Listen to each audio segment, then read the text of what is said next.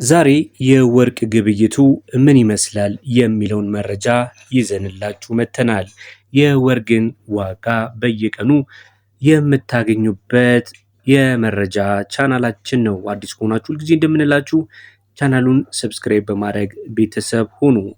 በዓለም አቀፉ ገበያ የወርቅ ዋጋ በመጨመር ላይ ነው የሚገኘው ወይስ እየቀነሰ ነው የመጣው የሚለውን የምንመለከተው እንግዲህ አንድም የራሳችንን የሀገር ውስጥ ዋጋን በመመልከት ነው። እንደምታውቁት ከሆነ የዓለም አቀፍ የወርቅን ገበያ አዝማሚያ መሰረት በማድረግ የሀገር ውስጥም ዋጋ በየቀኑ ይለዋወጣል።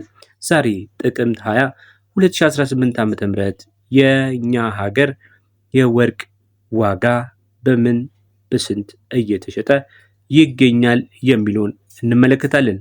ከዛ በፊት ግን መርሳት የሌለባቸው ነገር የምንዛሪ ተመን ተጽዕኖ ነው። በተለይ ደግሞ ብሔራዊ ባንክ ወርቅን የሚገዛው በዶላር ስለሆነ የኢትዮጵያ ብር ከዶላር ጋር ያለው የምንዛሪ ተመን የሀገር ውስጥ የወርቅ ዋጋ ሲሰላ ትልቅ ሚና ይጫወታል። ስለዚህ ዶላር ከፍ ሲል ወርቅ ዋጋም እንደዛው ከፍ ይላል። ዶላር ዝቅ ሲል ደግሞ የወርቅ ዋጋም ደግሞ እንደዚሁ ይቀንሳል ማለት ነው። ስለዚህ ዛሬ ሁሉንም ካራቶች የማስመለከታችሁ ይሆናል። ላይክ በማድረግ ቪዲዮውን ጀምሩት። የምንጀምረው ከታችኛው ካራት ይሆናል። ከ14 ካራት ጀምሮ ወደ ላይ እስከ 24 ካራት ፒዩሪቲ ሌቭሉ 100 የሚባለውን ወይም ደግሞ 99.96 ፒዩሪቲ ሌቭል ያለውን ወርቅ ድረስ ያለውን የምንነግራችሁ ይሆናል። እናንተ ደግሞ ትላንትና ከተለቀቀው ዋጋ ጋር በማነጻጸር መረጃን ትይዛላችሁ ማለት ነው። ባለ 14 ካራቱ የወርቅ ዋጋ በዛሬው በኢትዮጵያ ብር በ11562 ከ57 ይሸጣል። ባለ 15 ካራቱ ደግሞ በአሜሪካ ዶላር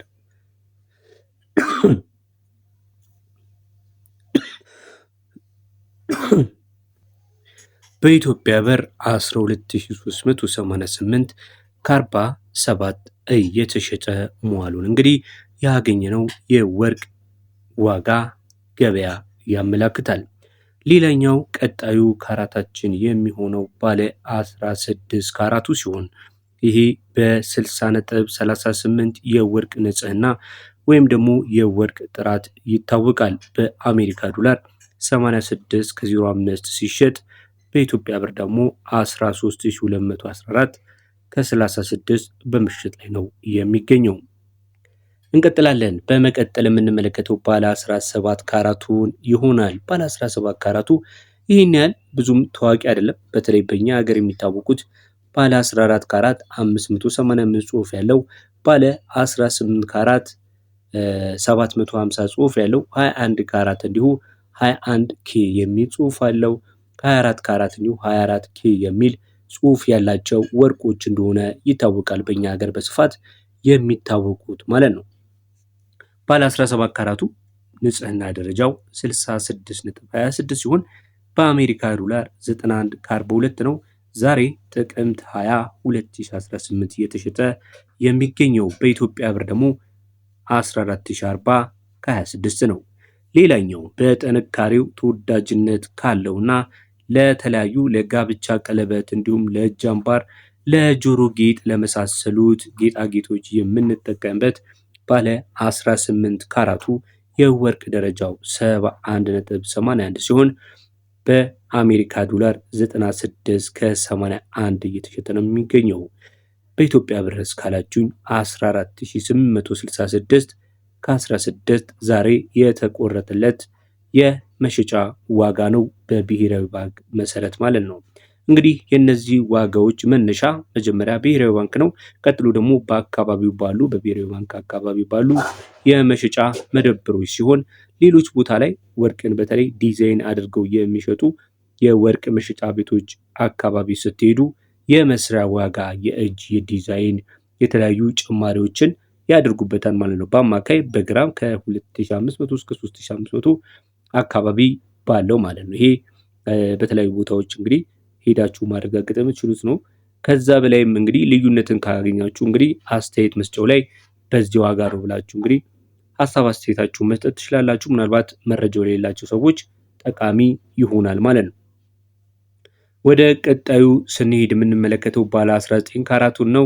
ከዛ በፊት ግን ቻናሉን እየተመለከታችሁ ያላችሁት ላይክ ሳታደርጉ ሰብስክራይብ ሳታደርጉ ከሆነ ሰብስክራይብ እንድታደርጉ ቤተሰብ እንድትሆኑና በየወቅቱ የምንለቃቸውን ከወርቅና ተመሳሳይ የሆኑ የቢዝነስ መረጃዎችን ማግኘት ያስችላችኋል። መከታተል አትርሱ።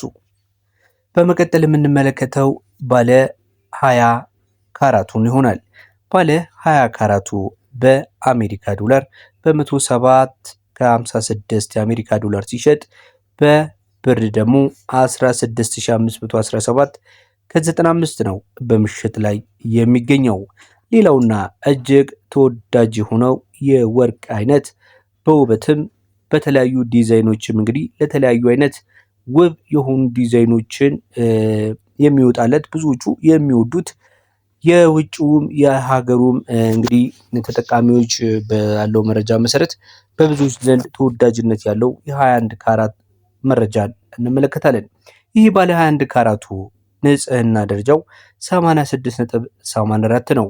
በአሜሪካ ዶላር የዛሬ ገበያው 112 ከ94 ሲሸጥ በኢትዮጵያ ብር ደግሞ 17343 ብር ከ85 ይሸጣል። እንግዲህ የዚህን ዋጋ ላይ እንግዲህ 2500 እስከ 3000 ማሰሪያ ብትጨምሩበት እንግዲህ 21000 እና 22000 አካባቢ በሱቆች ደረጃ መሸጫው ይሆናል ማለት ነው። የ1 ግራም መሸጫው ዋጋ ማለት ነው። እንግዲህ ከነሱ ስትገዙ ያለውን ነው እየነገርኳችሁ ያለሁት እንጂ እናንተ ልትሸጡ ስትሄዱ እንግዲህ ያለው ዋጋ አንደኛ በስምምነት ይወሰናል። የራሳችሁን የወርቅ ዋጋ የምትወጡ እናንተ ናችሁ። ፕላስ ደግሞ ወርቆች ላይ ልትሸጡ ከምትሄዱበት አንጻር እናንተ ልትሸጡ ስትሄዱ ወርቆቹ ሲሸጡ ነው እንጂ ከፍ የሚያደርጉት ሲገዙ ከፍ አያደርጉም። ስለዚህ እናንተ ሻጮች ከሆናችሁ ይቀንስባችኋል ማለት ነው። እየነገርኳችሁ ያለሁት ግን የኦፊሻል በሆነ በብሔራዊ ባንክ ያለውን የንጹህ የወርቅ ዋጋ መሆኑን እንግዲህ ልብ እንድትሉ አበክረን እናሳውቃለን። ቀጥሎ የምንመለከተው ባለ 22 ካራቱን ነው። የባለ 22 ካራቱ የንጽህና ደረጃው 91.39 ሲሆን በአሜሪካ ዶላር 118 ከ31 ይሸጣል። ቀጥሎ በብር ይህንን የካራት በግራም ስንመለከት 18169 ከ75 ነው። ቀጥሎ 23 ካራቱን ወይም ደግሞ የንጽህና ደረጃው 95% ወርቅ የሆነውን ንጹህ ወርቅ የሆነውን የወርቅ አይነት ስንመለከት በአሜሪካ ዶላር 123 ከ69 ሲሸጥ በኢትዮጵያ ብር ደግሞ 18995 ከ65 ነው እየተሸጠ የሚገኘው። ወደ ዋናው ካራት ወደ 24 ካራት ደርሰናል። 24 ካራት ማለት እንግዲህ የወርቆች ሁሉ ቁንጮና የወርቅ መለኪያ ነው።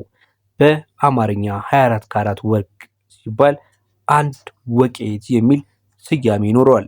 ፒዩሪቲ ሌቭሉ ኦልሞስት 100% ማለት ይቻላል ወይም ደግሞ 99.96 በአንዳንድ መረጃዎች መሰረት ደግሞ 99.99 ፒውር የሆነ ወርቅ ነው። ይሄ ወርቅ በዓለም አቀፉ ገበያ በአሜሪካ ዶላር 129 ከ08 እየተሸጠ ነው የሚገኘው።